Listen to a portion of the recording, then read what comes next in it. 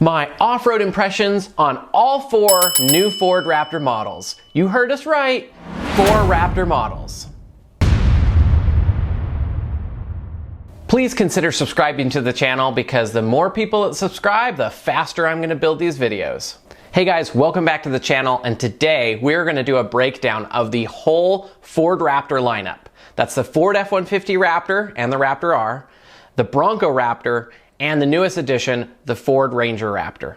And we're going to compare both on and off-road specs of all of these vehicles together and give you off-road insights from my standpoint that you also might not find elsewhere. So let's start with an overview of this crazy high-performance off-road category that Ford has created and dominated in, starting with the Ford F-150. When someone says Raptor, generally this is the vehicle that they're talking about. This is the desert racing, Baja-inspired legend. The 2022 model brings the biggest performance upgrade to the Raptor lineup we've seen yet, including the highest travel numbers of any Raptor built, a linked coil suspension rear end, and the most advanced live valve shocks we've seen. This package is important because the rest of the Raptors we'll talk about are built on the same technology setup that this one is. This guy has a V6 using 450 horsepower, and for those frustrated since 2014, when they stopped building the V8, let's talk about its crazy brother, the Raptor R. It's not crazy, it's insane, it's unhinged, it's unstable. Yeah, I'm getting there. The Ford F-150 Raptor R is the highest horsepower Raptor ever built. It's using a supercharged 5.2-liter V8 pushing 700 horsepower. The Raptor R is the rowdy ringleader for the rugged Raptor Rat Pack.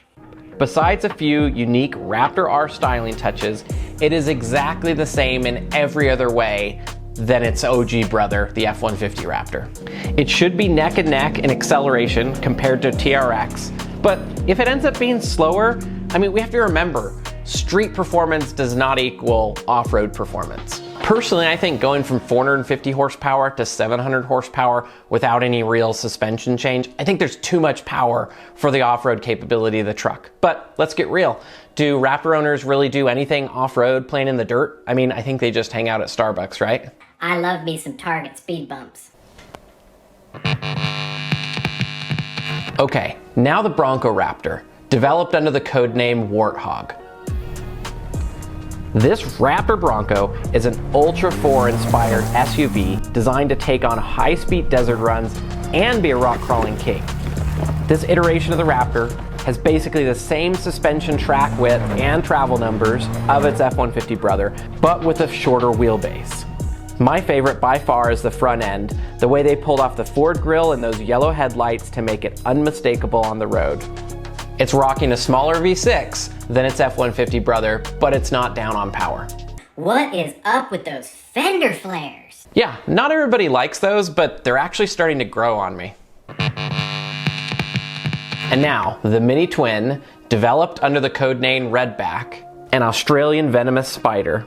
This Ranger rendition on the new Raptor lineup has already begun rolling out in Australia and the UK and will come to the US in 2023. It will be part of the new 5th generation Ranger platform. It is smaller in every way, smaller overall size, smaller wheels, lower suspension travel numbers, but it is by far the most aggressive Ranger that has ever been built. From the Raptor C-clamp headlight front end to the bulging fenders that we love on all Raptor models, I'm personally pretty excited about this one, because it will still take everything we love about the other Raptor models, just in a smaller, more affordable package. And best of all, the interior upgrades are substantial in the Ranger compared to other models.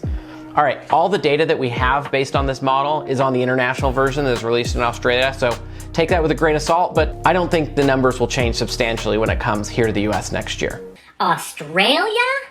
I hope they end up making them here in the US, because if you get shipped something from that side of the world, it ends up coming to you like this. I'm sure Ford will get that all sorted out. All right, the suspension and chassis is the DNA of a Raptor. This is what Ford built into this high performance category over the last 13 years to create the name. As we look at the F-150 chassis, you can see all the blue components where they've beefed up the support, and then the yellow and orange new suspension components. In 2022, two big changes happened to the F-150 Raptor as upgrades from the second generation model. One, they redesigned the coil bucket in the front, adding another inch of travel to the front. Two, a 4-link rear suspension setup added not only more travel, but way better performance over the leaf spring rear used in 2010. This is massive, guys. 4-link rear suspensions are like the standard for off-road desert racing trucks. And new to the F-150, they're going to be offering a 37-inch tire package, which is the largest tire Ford has ever offered in a production vehicle. You will lose 1 inch of travel front and rear with the 37s, and the shock has a larger diameter shaft and shorter length to accommodate the extra weight and size. Is the sacrifice worth it? I personally don't think so, but we'll talk about that later. Best of all, they changed the rear tire carrier to accommodate a 37. For these two reasons, you shouldn't go buy a 35-inch package and put 37-inch tires on. I have not seen any production vehicle on the road that is as advanced and is more capable with this setup off-road than the F-150. On to the Bronco. Now, once again, you're gonna go ahead and see the blue and the orange where the modifications were made to the standard Bronco frame and suspension. And the suspension setup is very close to the F-150 Raptor. And it's a huge departure from the standard Bronco setup, so it's closer to the F-150. This means its height and width have changed massively over either Badlands or a wild track Bronco. Wheels, tires, live valve shocks, they all came over from the F-150. 37-inch tires are also standard on the Bronco Raptor as well. And the biggest difference being the length of the wheelbase is almost 30-inch shorter here on the Bronco, being an SUV. No spare tire under the body, but the blue shows the beefed up rear hitch area for an additional 1,000 pounds of towing capacity over the standard Bronco. And finally, the Ranger. Here you'll see in orange where they strengthen the Ranger frame, and in the red, the new shock supports, the new suspension with all the additional travel over the factory Ranger. The live valve system, which is the Haas suspension setup, carries over, but with a 2.5 diameter shock. 2.5 shocks were standard for 4 years, from 2010 to 2014 on the original F-150 Raptor. It's also a lighter truck, so the overall need to have 3.0 shocks, probably overkill. The rear is linked, but instead of a pan-hard bar, it has a Watts link system. This does a much better job at locating the axle in the rear through its suspension travel compared to the other Raptors that have pan-hard bars. The Raptor Ranger will run 33-inch tall tires, and the suspension travel is down a bit with 11 inches in the front and 10 inches in the rear. This is going to be a very capable four-wheel drive truck, and way better than its Chevy Colorado competitor, so well done, Ford. Now, we went through a lot of that really quick, so let's break down on our spreadsheet here all the different suspension comparisons of these trucks. Now, across the board, front suspension, we're looking at 3.1 live valve shocks on the Raptor and Broncos, and then the 2.5 body shock on the Ranger. Now, travel numbers. The front suspension travel, of course, on the F-150 will differ, so we're just going to compare everything to the 37s. 13 inches of suspension travel in the front and 14 inches in the rear for the F-150. 13 inches of travel in the front and 14 inches in the rear for the Bronco. So the Bronco and the F-150 have the same travel numbers. And then for the Ranger, we have the 11.4 in the front and 9.8 in the back. Typical for Baja desert trucks, you want more in the rear than the front. But once again, this is a carryover of the Ranger, which is a little bit different setup with its international roots than here in the US. I think it's still gonna be a great performing truck. Now, another big game changer here that Ford has done with the entire Raptor lineup is the live valve shock setup. This system starts with an internally bypassed shock and piggyback reservoirs. This is a huge off-road advantage because it provides multiple zones of stiffness on washboard roads or bumpy whoops, or even protecting you from bottoming out while you're off-road. These features alone are rarely equipped on any production vehicle. Add to it the Fox live valve and it changes the game again. The internal bypass provides broad zones for off-roading use. and the live valve takes it up another notch by adding additional real-time adjustment. Using sensors around the truck, the live valve setup monitors your driving over 500 times a second and fine-tunes the stiffness of each shock independently inside of those zones, depending on your style and terrain. But there is more, and I need to just geek out for a second. With all this real-time data, the system can apply predictive algorithms based on your driving. It will anticipate the need to be softer or harder based on speed, steering angle, throttle position, and response of the terrain.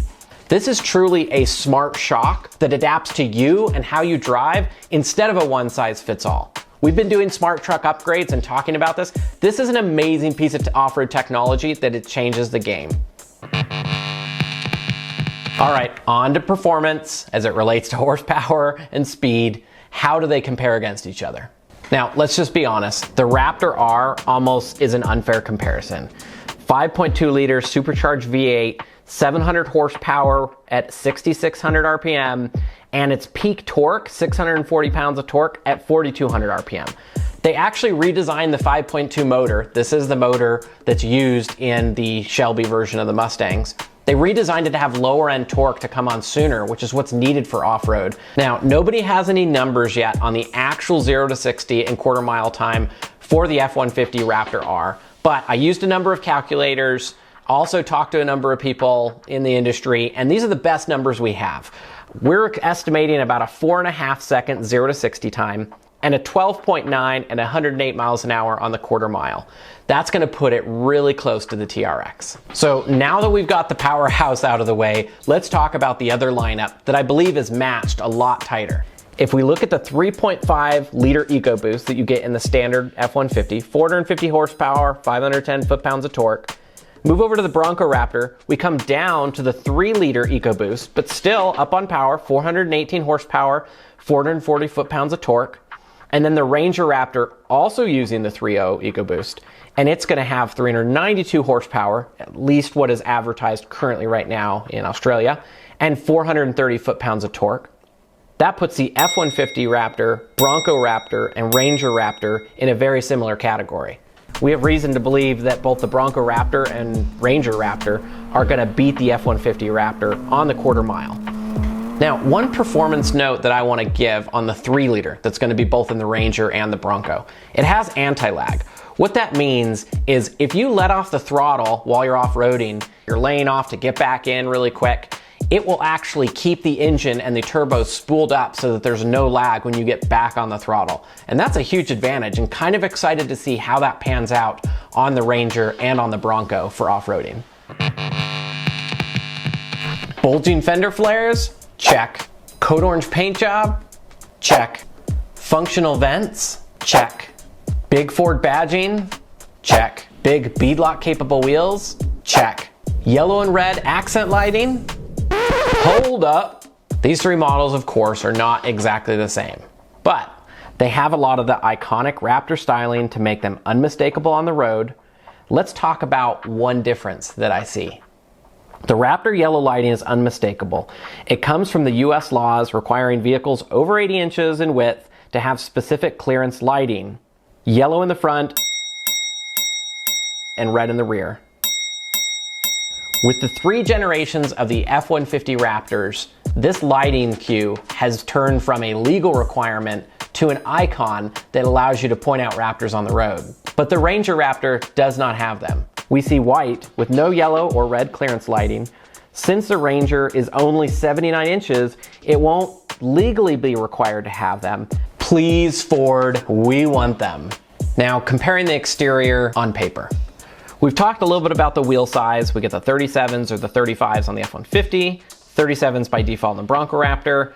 The Ranger Raptor is sporting 33s, just a little bit smaller. Okay, overall height, the F-150 is about 80 inches in overall height, the Bronco is about 77, and then the Ranger 74. Pretty important when you've got to pull the thing into your garage and you might have a height restriction. Now, the ground clearance, as you can see with the 37s on the F-150, is very close to the Bronco, 11 inches of ground clearance on the Ranger. And you can see the approach angles that make sense. Obviously, if you're going to be a rock crawler, everything here in the Bronco category is going to dominate, but the other ones do pretty well, and we don't have all the data on the Ranger yet. Now on to the interior. Just to be clear, the Raptor lineup does have some of the best interior for the trucks in all of the lineups that they have in all the trims.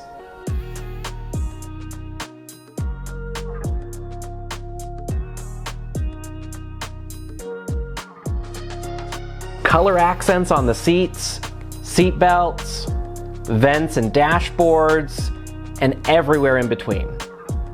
Large infotainment screens.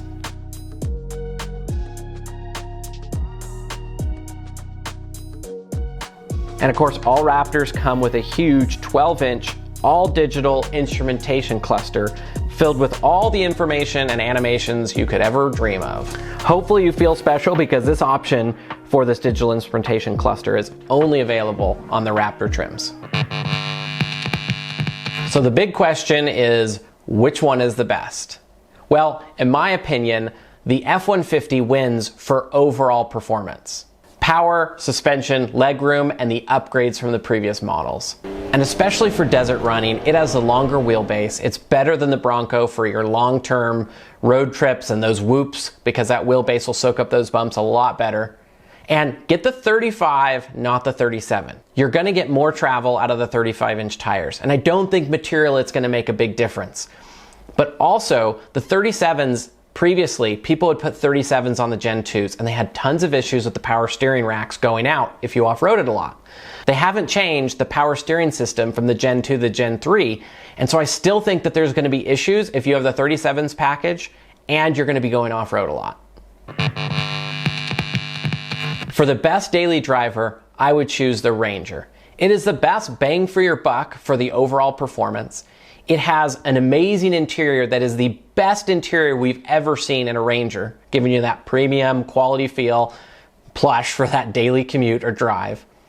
And finally, its performance. Even though it's the lowest on horsepower, it is going to perform very well and really tight to all those other ones. So you're going to get all that on-road benefit with a little bit better gas mileage.